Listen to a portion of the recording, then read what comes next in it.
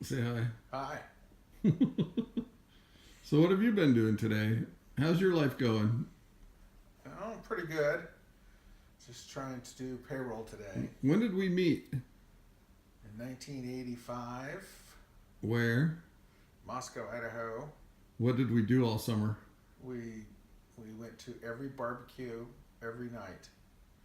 And then we learned how to mountain climb and learned how to rock climb. And we kept going to the river company and telling them that we wanted to buy a windsurfer, so they kept lending us the same one over and over again for the whole summer. I think you were with somebody else. No, we would go out and we'd windsurf, and we'd climb mountains in Washington. We did a lot of stuff, didn't we? And then we'd run rivers. It was if 5 o'clock rolled around, 6 o'clock in the evening, and if there was a raft left in the student deal that you ran, the student outdoor program, we were rafting. We rafted down the St. Joe. We rafted down the Locksaw, scary river. Were you on the rogue trip? Which was a road trip. Rogue? Rogue. In Oregon? No, you went to the Rogue River? Yeah. No, I wasn't. No. Were you? I thought you were on when I did the hike, the mountain climb up Mount St. Helens. Moonlight climb. Well, we did Kolchak in the Cascades. Is that what you're thinking of? We did Rainier. I was the only one in the class to finish Rainier.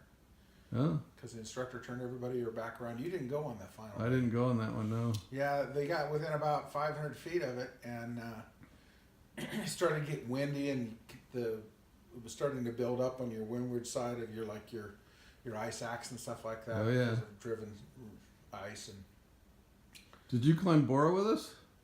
I've climbed Bora lots of times. I don't know if it was with you. What else did we do?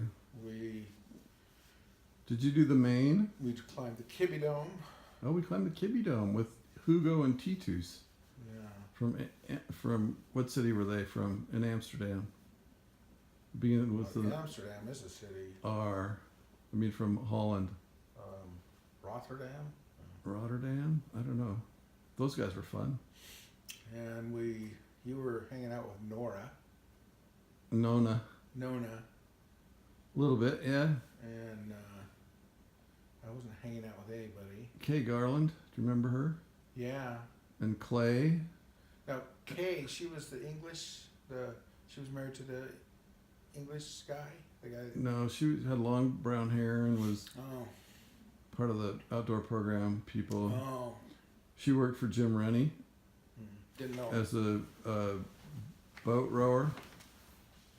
No. Craig Thomas, do you remember him?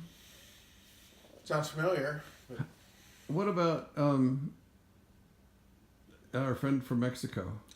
Victor Villaseñor. Yeah, Victor Villaseñor. Yeah, what happened to him? He is so deep undercover, he'll never come out.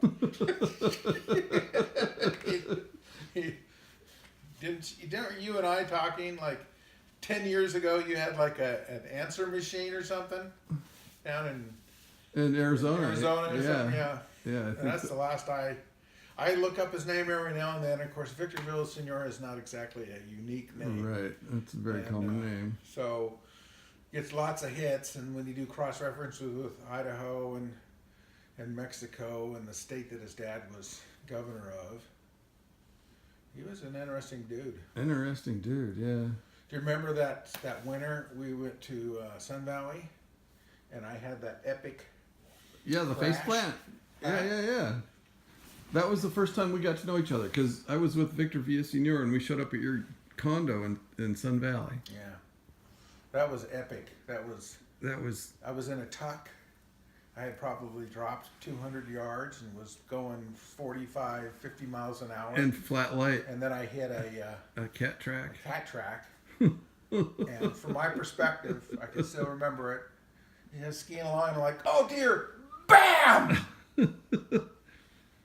You're in the air forever. I thought I had died. It was all calm and bam! Bam, bam, bam, bam, bam, bam, bam. Those calm periods that I thought I was dead, I was just flying through the air.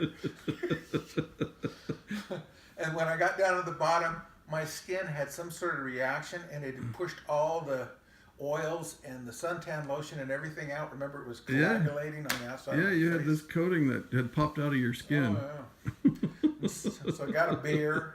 I sat down, and some doctor comes over and says, "You shouldn't be drinking. You should go to a hospital." Yeah, that was an amazing day. Yeah, it was. Victor got his basket stuck on a tree too, and he almost yanked his arm out of his socket. Yeah. What else happened that day? Nothing. That was a good day, though. It was a good day. We were chasing the last sun on the last part of the day. That's why we were on that. Yeah. run.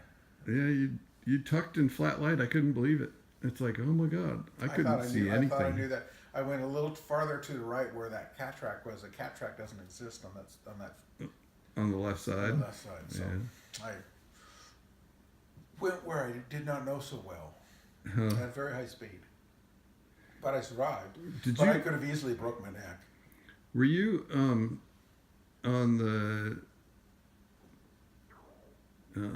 Athol, Idaho trip with us when we went up to Farragut State Park? Athol? Yeah. Did you? Were you on that trip? Jeez. It's a good thing I'm from Idaho. I know my elbow from my Athol. Oh. No, but I spent a lot of time up there when I was in the National Guard. Really? Because they would have every 2 weeks, the 2 weeks in the summer, we'd go up to Farragut, Yeah. Ponderay. Ponderay. So, do you remember Karen Doyle? She was in Moscow for probably a year and was an attractive brunette who was from Florida. So I have reconnected with her on Facebook. She's still in Florida. Okay. Karen Doyle, and she's an active lefty. That's nice to know. And I also found Jewel Farbo. Do you remember her? Jewel, the blonde. She was married to the bursar for the university. Yeah. She was hanging out.